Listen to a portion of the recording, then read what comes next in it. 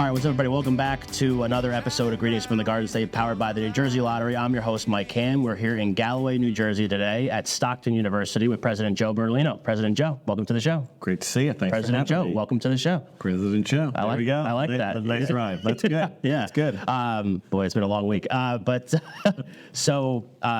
Glad we were able to actually make this work because you had a little flooding issue today, and I was like, down here. I was really pumped up to talk to you, and I'm glad we made it work. I have a home in the Mullica Sweetwater area, and we've had a lot of rain. Sure. So we're right by the river, and pulled out of my driveway and made it about 50 feet down the road, and then I was like, I can't really go any further because there's just water everywhere. Yeah, so that's not good. But once the tide went down, I then contacted my neighbor because I'm new to the area. Right. Said, how often does this happen? Somebody recommended waders. Oh, so great. Yeah, I'm feeling really good about it. Yeah, maybe a canoe. Yeah, maybe. Something like that. Maybe. That'd be really cool. Yeah. Well, like I said, I'm glad that we're here, and I went to TCNJ, and I played baseball there, and we would come to Stockton, twice a year, most of the time to play, but I've never actually been on campus, and I graduated in 2012, and I'm sure there's been a lot of changes since then, but this campus is incredibly impressive, set back, off the main drag out there, but this is a beautiful campus. Yeah, it's a pleasant surprise, isn't it, folks? For sure.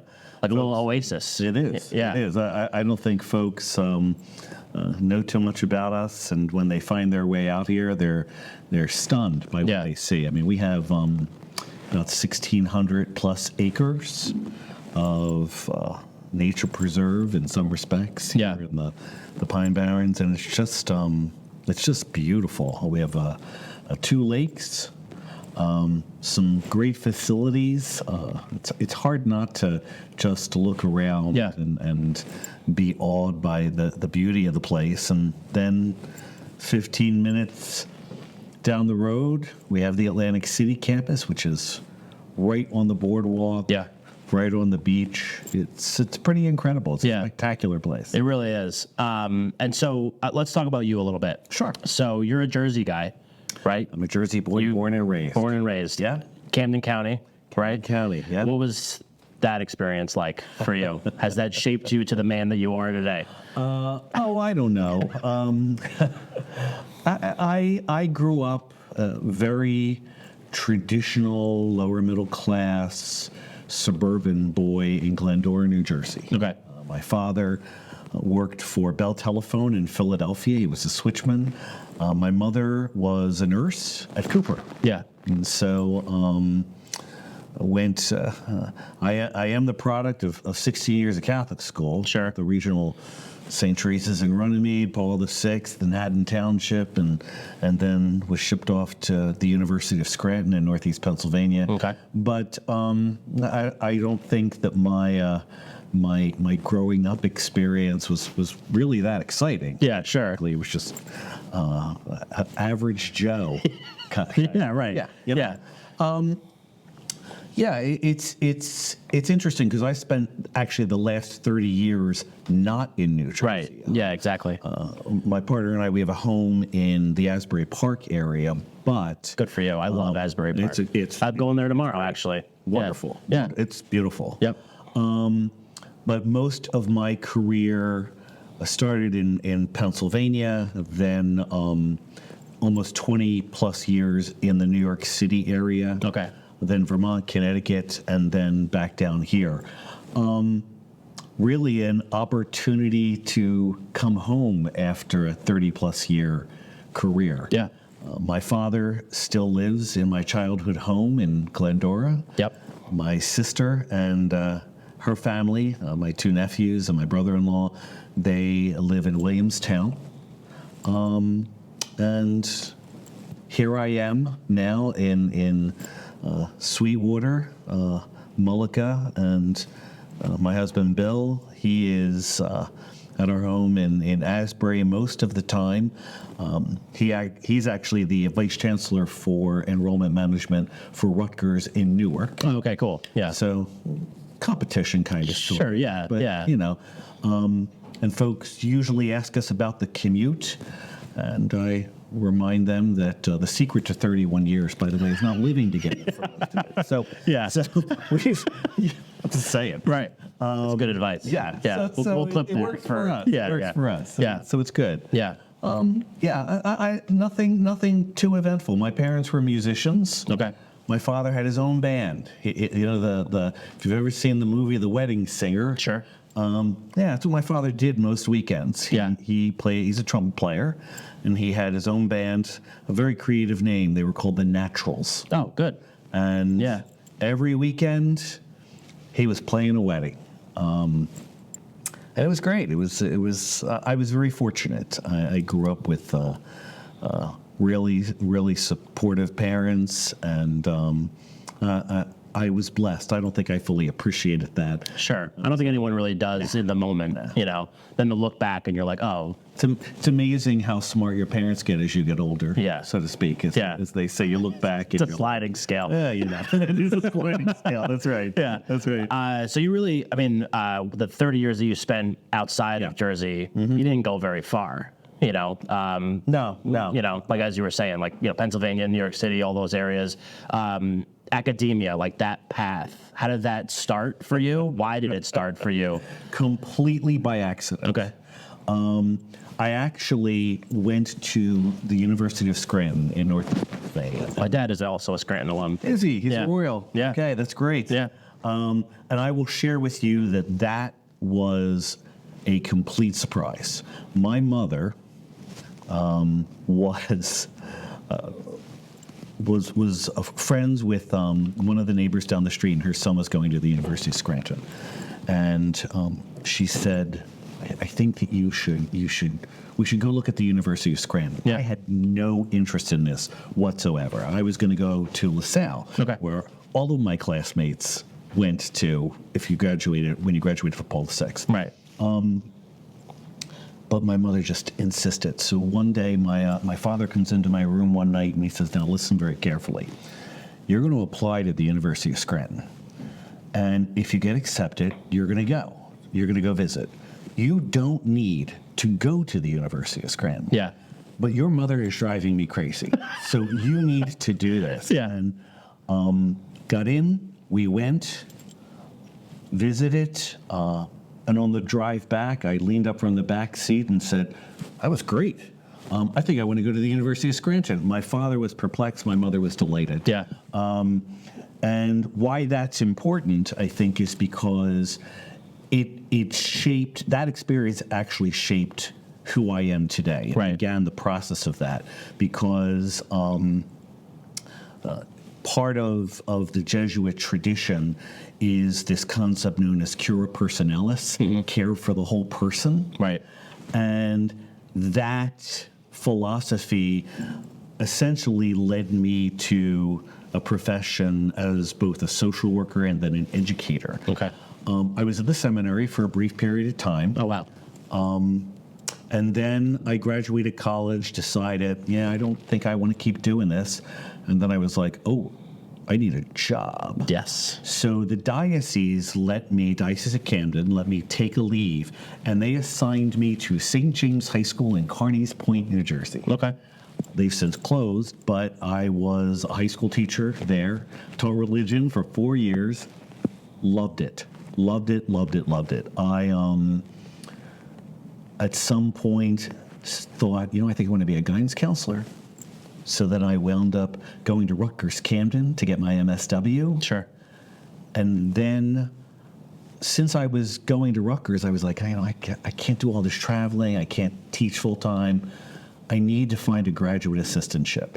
And this is my long path to higher education route. I wound up getting a graduate assistantship at what was then Glassboro State. Sure. Though I was a student at Rutgers Camden. Right. And George Brailsford, I'll never forget it. He was the director of residence life there. Gave me a job. I was like, great, I can get out of my parents' basement. I'm gonna live on campus, be a counselor.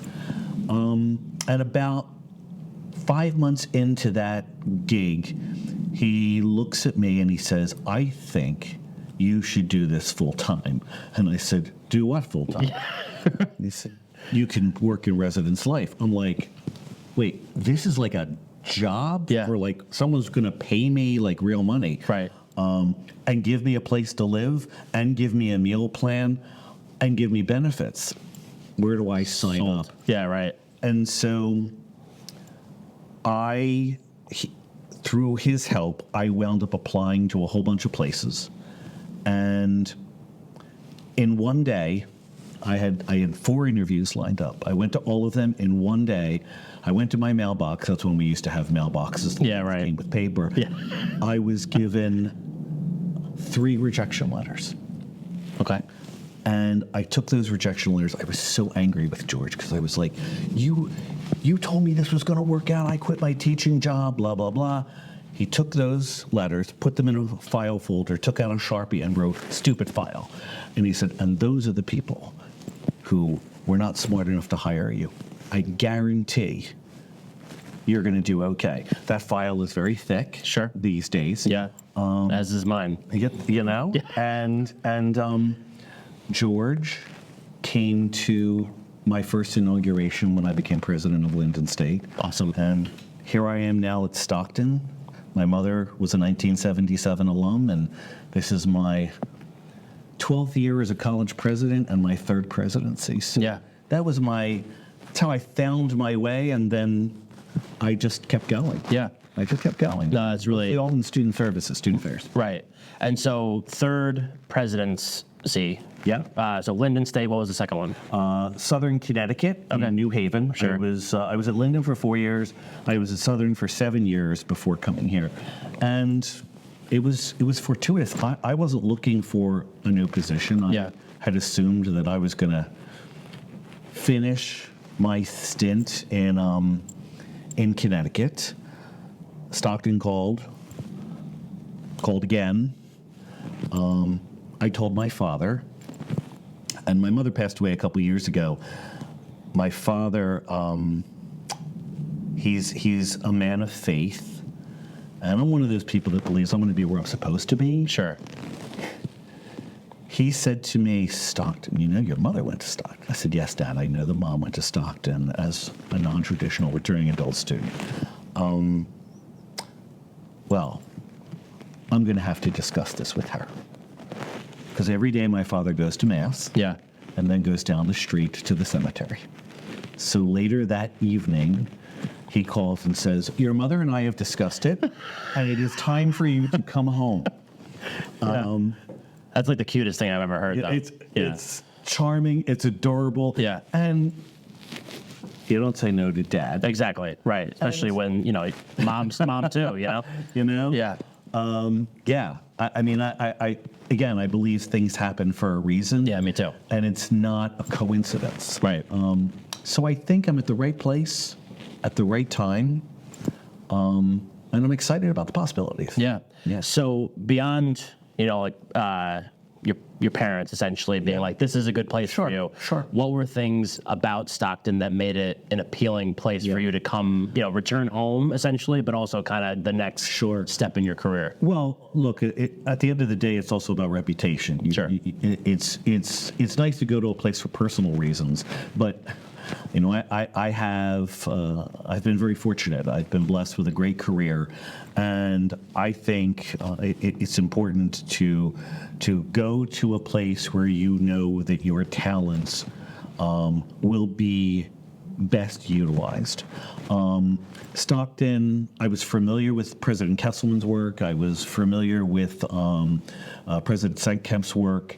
Stockton was not the same Stockton I grew up with. Right. I feel like it's not the same Stockton that I grew up with. It's incredible what had been happening here. People were talking about Stockton from not just a state perspective, but from a national perspective.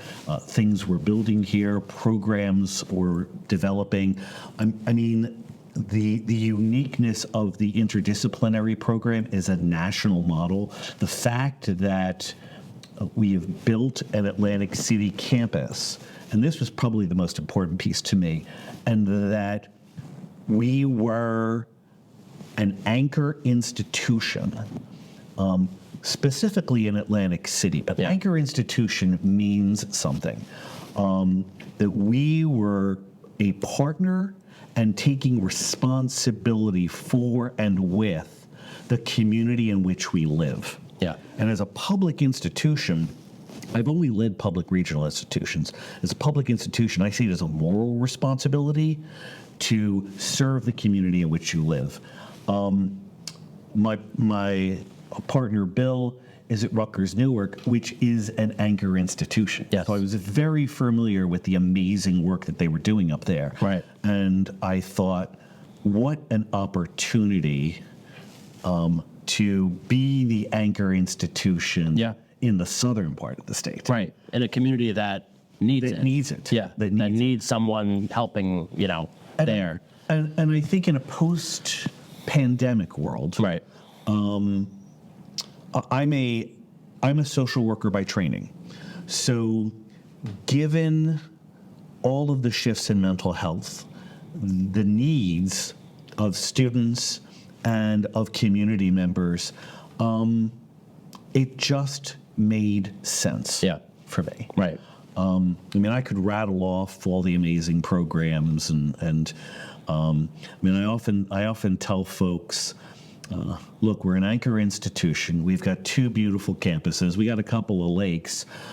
We have got one of the most significant coastal resiliency programs in the country. Mm-hmm. Who do you think takes care of the beaches all along this corridor? People don't even realize this. Yeah. It's Stockton. Right. The number of students that are involved, particularly in environmental work, is pretty significant. Look at this place. Yeah, right? Absolutely. Talk about a learning lab, a living learning lab, if you will. It's right here, and it's in Atlantic City. And you also, I think, get an opportunity to be in a rural setting and an urban setting simultaneously. For sure. Which is different, than when we were talking about Rutgers Newark. Way different. Very different. Because Linden was a rural campus. Right. And Southern was an urban campus. Yeah. And here, it's the best of both worlds. Yeah. So you can't. I'm often. I smile when people find their way here because they're pleasantly surprised by what they find. Right. Absolutely. As was I. I've been down, especially in the last. So July, we did a whole swing of episodes through Atlantic City. We did the Claridge Hotel. We did Doc's Oyster House. We did Tony's Baltimore Grill. We did the Tennessee Ave Beer Hall, and we've worked with Chris Palladino in the Helix, and who was instrumental in the project down in Atlantic City.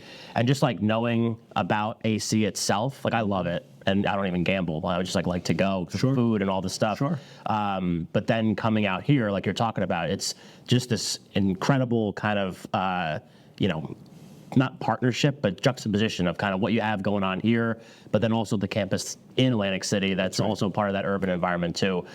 Before we take our quick break, one thing that I do want to also ask you is you're talking about, Stockton and where you've been and your career and all that kind of stuff. And I'm just curious if you can kind of not quantify this, but almost kind of like talk about yourself in a sense. What do you think makes you unique as a president of a university? President Joe. I'm not very much into formalities. Sure. As you can see, I'm not wearing a tie. You're lucky I'm wearing a jacket, quite frankly. Yeah, that was the best thing about getting laid off is like I'm never going to wear a suit ever again. I think that if you and I were to walk around campus together, most folks would say, "Hey, President Joe." Yeah. And it drives my staff crazy. They put me on a schedule. I'm looking at some of my staff now. And they know that once I leave my office, I'm going to keep stopping to say hi, to check in on people, whether they're a student or whether they're the groundskeeper or housekeeper. It doesn't matter. So for me, relationships matter. Yeah. Being available, accessible, approachable matters, because there are 5 pillars that I focus on at all of the institutions that I've led, and that is, I have an expectation as president that people who are part of this community, and I take very seriously my responsibility to the 13,000 folks that are connected with this institution. Sure. That everyone deserves to be treated with dignity, respect, kindness, compassion, and civility. Dignity, respect, kindness, compassion, and civility. In this world, at this time, that isn't always easy. Right. And it's not something that always happens. Yeah. So my hope is that we can model it and are modeling it here for our students to then take with them when they go out into the world. Yeah. No, I love that. That was very well said. But, I put you on the spot. But boom. Just like all these other questions I've asked, you nailed it. So let's take our break. Great. So we'll be right back. This is the Greens for the Garden State podcast. I'm Mike Ham. He's President Joe. We're at Stockton University in Galloway, New Jersey. Greens for the Garden State podcast powered by the New Jersey Lottery. Did I say that? I don't think I did. Sorry, Lottery. We'll be right back. The Mayo Performing Arts Center is the heart of arts and entertainment in Morristown, New Jersey. MPAC presents over 200 events annually and is home to an innovative children's arts education program. To see MPAC's upcoming schedule of world-class concerts, stand-up comedy, family shows, and more, head to mayoarts.org or just click the link in our show notes. Hey folks, I want to tell you about the crew over at Make Cool Shit. These are the magicians who recently gave our podcast a jaw-dropping makeover. You know how we roll here at Greetings from the Garden State podcast, right? We're all about that Garden State attitude. Well, Make Cool Shit shares that same vibe, and they've got something absolutely epic to offer. It's called the Unlimited Cool Shit Design Subscription. It's a game changer, my friends. Imagine this: unlimited creativity, one flat monthly fee, and none of that boring stuff. It's like having your very own army of design superheroes on speed dial. Whether you're a fresh-faced startup or a seasoned business looking to shake things up, the team at Make Cool Shit has got your back. It's all about making your brand sizzle, no matter where you are in your journey. So if you're ready to turn your ideas into mind-blowing realities, then it's time to connect with Make Cool Shit. Check them out on Instagram at WeMakeCoolShit or visit their website, WeMakeCoolShit.co. Remember, that's co, not com. All right, we're back for segment 2 of this episode of Greetings from the Garden State, powered by the New Jersey Lottery. We're here at Stockton University with President Joe. Good to see you again. Good to see you, too. That was a great break. Got rested, relaxed, all that kind of stuff. But first segment, we learned all about your story, which I think is a really interesting kind of trajectory of a career, taking you to here, at Stockton now. A lot of the stuff that we do on this show is geared towards like letting people know how awesome New Jersey is. That's like literally the whole basis of the show. A lot of the people that we've worked with, whether it's Wes Matthews at Choose or Chris Palladino with Devco and the Helix, and I mentioned some other people off mic to you too, but people trying to keep people in the state. And that is one thing, like I'm a TCNJ grad, so like I was a product. I went out of state initially and then eventually came back.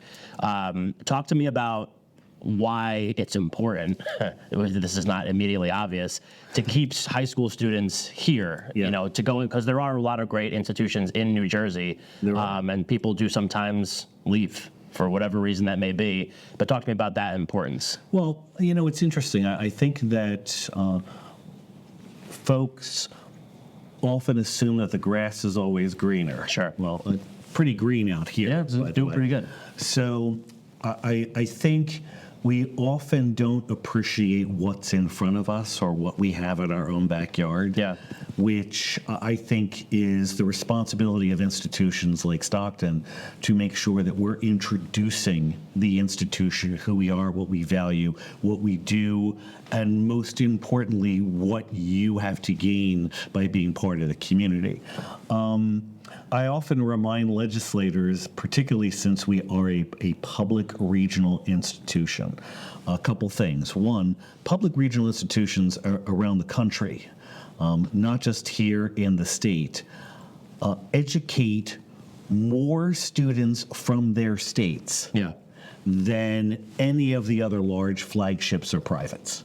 And if you look at all of our public regionals, most of the students that go there, 95+%, are all from the state of New Jersey.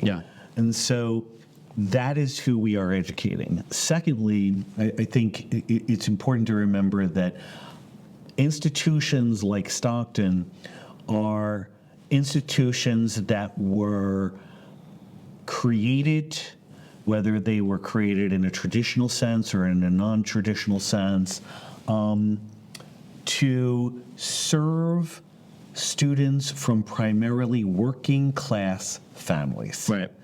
And to provide access to education and opportunity that students may otherwise not have had. Right. And so when you look at the population here at Stockton, 41+% of our students are Pell eligible, which means they meet a particular economic threshold that requires additional assistance. That is not an insignificant number. Right. Almost half of our students come from a diverse population.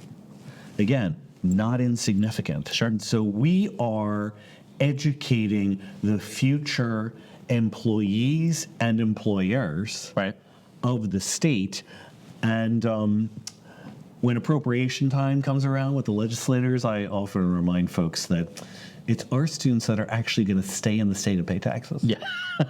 And create That's true. jobs. Yeah. Not that I don't have love for other institutions. Sure. But Yeah. that is a fact. So we shouldn't take for granted what institutions like Stockton does for a community and for a state. And in Stockton's case, we're the only game in town. Right. I mean, if you think about where we're located in comparison. Now, yes, there are other institutions in the South Jersey region, and most of those institutions are larger, more research focused, and that's great. Yeah. But not every large research institution or a D1 institution is the right fit for a student. For many of our students, they're looking for a smaller place, a smaller student-to-faculty ratio, a more personal experience. There's something to be said for me walking around campus and people know who the president is. Yeah. Or people know who some of the other vice presidents and administrators are. I'm pretty confident that if there were other places you went to and you asked students who the president was, they couldn't answer that question. Yeah. Right. Now, they may not all be able to answer the question here either. Sure. But if I was walking across campus, they may not know my name, but they would know who I was. Right. I think that matters. Yeah, I agree. And I think the other piece is, again, as a public regional institution, what is our responsibility to the community? Because it's not just about ensuring that students from the state come to college here and stay here and live here and work here, but there is an entire community within a 20-mile radius of both campuses that count on Stockton for their economic survival. Yeah. So our arm, if you will, our influence is far-reaching. Again, I don't take that for granted. I think it's an important responsibility. Related to high school students, I will share with you two things. First, we have about 2,500 students in our dual enrollment program. That is not an insignificant number. No. So we have high school students who are already taking college classes, will have Stockton credits, and can complete their degree much sooner and at a lower cost. Right. Because they were able to partner with Stockton and take classes with college-level classes in high school. Yeah.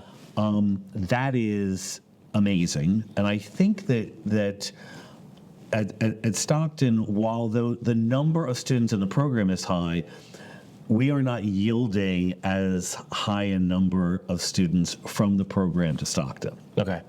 So that's work that we need to do. And I think one does that by saying, if you're in high school and you are taking Stockton courses, and you're getting Stockton credit, then as far as I'm concerned, you're a member of the Stockton community. Yeah. And so how do we as a community work and connect with the high schools so that students feel as though they're part of their high school community and they're part of the Stockton community. Right. And the sooner you make that connection, the sooner you involve those students in this community in some way, shape, or form, the sooner they'll develop a sense of pride, and it'll just be a natural transition. Yeah, I love that. And also, that's a great kind of segue, because I was going to ask, how do you do that? And obviously the dual enrollment program is obviously a big one, but also partnering with local community colleges and different things like that is also a big thing too, right? The community college piece is key. Yeah. Now, it's been difficult because during the pandemic, the community college enrollment tanked. Yeah. And it's crawling back slowly, but this is important because the enrollment issues facing community colleges have an enormous impact on public regionals like Stockton. Yeah. Because over 50% of our students probably transfer in from community colleges. So right now our largest feeders are Atlantic Cape and Ocean. We have signed a number of agreements with both of those institutions, 3+1 programs where students can take 3 years of their degree at Atlantic Cape, receive Stockton credit, receive their associate's degree, do a year on the campus proper at Atlantic Cape at the Atlantic Cape price, so that they only have to do their final year here. That saves students a slew of money. Sure. It also helps the community college because the students are graduating and completing their community college degree, and they're completing their degree here. So in the health sciences, for example, we signed several MOUs, both again with Ocean and with Atlantic Cape, in sustainability, in environmental science, in coastal resiliency. But my favorite is actually with Camden County. We just signed an agreement with Camden County through the business school in tourism and I'm sorry, not tourism, esports management. Okay, cool. Esports management. Yeah. And this is pretty cool. We actually have a world championship esports team here at Stockton. And my parents should have just let me play video games, honestly. Yeah. I mean, it's. I'll confess that I am old enough to remember Atari and Pong. That was the big. Sure. And I so wish we had saved that. Yeah. It's probably worth a fortune. Oh, I'm sure. Yeah. But until I came here to Stockton, I assumed that I was concerned about students being behind the screen all the time. And while I supported gaming, I also was concerned about the social development of individuals, my own nephews included. And during an event here, there was a student who stood up and said, "Gaming at Stockton changed my life, because while I am engaged in gaming, I'm actually meeting and interacting with people from all over the world." Right. Which then gave me the confidence to stand up in this room today to speak to you. And for me, that was a lesson learned. Yeah. So we have signed this agreement with Camden County where a student can get their esports management degree, their associates at Camden County, and then come here to get their bachelor's. Yeah. And it is, I think it's a transformational program, quite frankly. For sure. Really exciting. That is really interesting, and not something that I would have even realized is. I mean, I knew like yes, universities and schools and stuff like that were kind of trending in that direction, but I still, because I been out of the game for a while. I don't play video games anymore, and I'm out of school. But knowing kind of like how that's evolved, and it's a necessary piece now. That's like right. if you're not doing it, you've missed the boat. Yeah.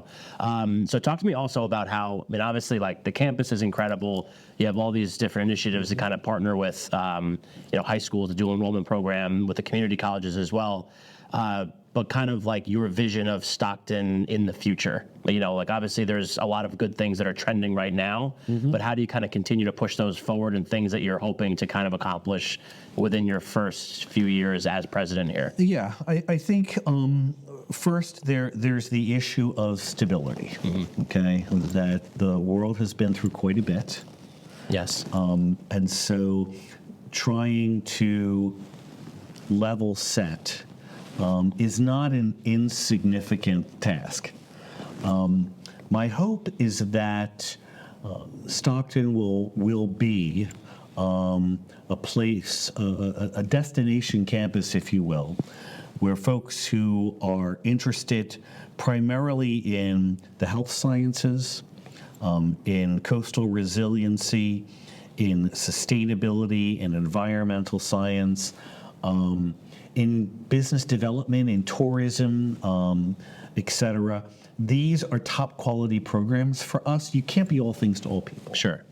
But I would hope that when folks think of Stockton or they hear about Stockton, like, oh, that they've got a solid program in nursing and in mental health and wellness support. Right. They have one of the best esports programs in the country. They have one of the best coastal resiliency programs. They're unmatched. You want to go coastal resiliency? Here's where you go. Yeah. And particularly in the hospitality field, I think there's a lot of opportunity here. And I don't know if we have tapped into it. We have, but I just think there's more. Yeah. I think Stockton can be more. Right. I want people to know who we are, where we are, and I want the folks that attend this institution to be proud of where they come from. Right. I hope that our population will continue to grow to reflect the people that live in the state and that live in the region. Yeah. And that means that this is going to be a more diverse community on a number of different fronts. And I wouldn't underestimate how the curriculum is shaped here. The interdisciplinary curriculum is pretty special. It's in many ways students are creating their own programs. There's kind of a mix and match kind of experience. And there's an interconnectedness. If you look at the buildings behind me, it's called the academic spine. And we were joking earlier, the names are A, B, C, D, F. Yeah. But it is not lost on me that all of those buildings are connected. Right. Because the curriculum here is connected. The people here are connected. The experiences here are connected. I'll give you a great example. We actually have a program in Atlantic City right now, the Live, Work, Learn program. So students can actually, and it's a very competitive program, but what will happen is that students will stay here for the summer. They will live on the Atlantic City campus with $1 million views, and they will they'll work for an employer, and it'll be both an internship and a job. And the employer will pay for their housing, and they'll get an educational and academic experience at the same time. Sounds incredible. So there is all of the connectedness between the living, the learning, the working. I think that's special. I think that's unique to who we are. We're also a young institution, so excuse me. So there are advantages and disadvantages to that. The advantage to that is everything can be new. Right. Folks are not, they're not dug in to a particular tradition or mindset. I think this is what we do, you know. Well, I think there are opportunities to be innovative. Right. And most importantly, I think folks here care about one another. You know, I'm often, I teach a leadership class, which I will go to after this, and I'm going to give you the class. I'm going to give your entire audience the class right now. I'm not going to charge them, but they're also not going to get any credit. Great. Leadership is all about relationships, period. The relationships we have, the relationships we want to develop, the relationships we want to change, those we want to shape, those we want to end. In my role as a president, I manage, I'll use a different word, I navigate relationships every day. I navigate people. I've often been asked, what do you want your legacy to be? And I chuckle every time somebody asks me that question. And I give the same answer. When I was at Linden, when I was at Southern, and now here, if you were to go downstairs, you'll see a wall, and it's got a bunch of paintings on it. All the past presidents. There haven't been many here. If you go to my two other institutions, there are walls with pictures of presidents. My picture is now on some of those walls. So I've departed.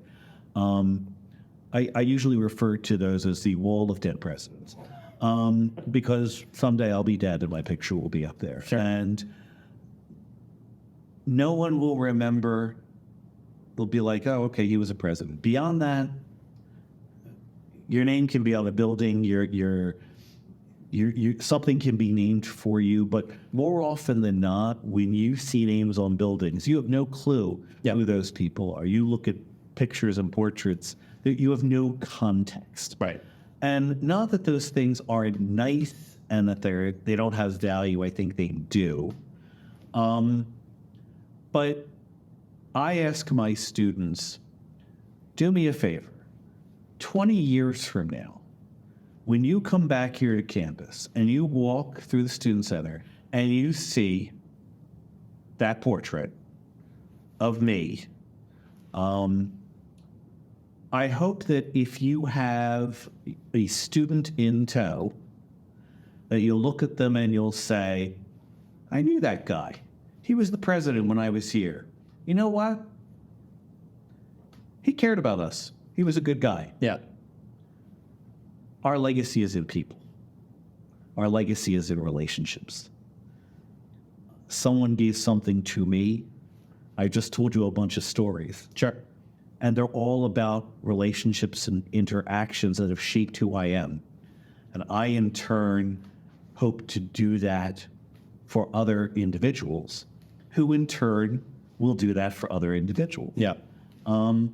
That's a legacy. Absolutely. We just usually in that legacy, you don't always live long enough to see it, but that's not what's important. Right. So Yeah. No, I love that answer. And I think it really just goes back to all the stuff that we're talking about, you know, in the first segment, in this segment too, particularly in this segment, with how the community aspect of it, right? Relationships and how, like, the community on this campus, the community beyond the campus, the way that you interact with the immediate community and the surrounding area around this campus and the Atlantic City campus, and how they all kind of like work together. Yes. You know, and I think that all the live, work, learn stuff that you were talking about before, I think that is so interesting and so unique especially in an area like that, you know, needs people to kind of come to it, see it, work in it, live it, like understand what makes that particular community a special place to be. And I'm just glad that, you know, there's a place like this and you that are kind of doing that for that place. So if people want to learn more about you, people want to learn more about Stockton, where should they go? We'll put all this stuff in the show notes as well, but where should they go to do that? Well, I think that they can follow me on social media. I have a pretty significant social media presence. Okay. I think Osprey Prez, #OspreyPrez. That's pretty good to handle. Yeah, you know something. Yeah, it's pretty cool. Yeah, I can't take credit for any of it. Sure. And look, I'll also confess that yes, some things I post, but I also have a team of 21-year-olds That's not what they're doing. that are like, you know, President Joe. I'm going to snap this picture. Say X. Yeah. But it's great. It's great because I think the students see it, community members see it. Authenticity matters, and I hope that then, if nothing else, folks will come to visit us and to see what we're about. In fact, I think on April 20th, we have a Discover Stockton Day. Yep. So we'll have, so folks can register for that and bring your student and come and see what we're about. And even if you don't have a student, come on out anyway and see what you're about. I'll feed you lunch. Yeah. So that sounds pretty good. You might have to come back. Right? Yeah, that's fine. Awesome. Well, I really appreciate it. I mean, I know you're a busy guy. I'm glad you were able to get here today and we were able to kind of put this together. But I really appreciate you taking the time and My pleasure. talk with us for a little bit, because I think this is our first foray into the academic world in Jersey. And I couldn't think of a better way to kind of kick it off. Yeah, me too. Yeah, absolutely. Thank you. Appreciate it. So this has been the Greens of the Garden State podcast powered by the New Jersey Lottery. We were here in Galloway, New Jersey, almost forgot, at Stockton University with President Joe Bertolino. We'll make sure we put all the links and everything in the show notes along with greensfromthegardenstate.com so you can get all of our other episodes that we posted this year. We're crushing it with guests this year. I don't know if you knew that, but this is just another in the long line of really great guests. So thank you, everyone, again, for listening. Again, Greens of the Garden State podcast powered by the New Jersey Lottery. We'll catch you next time.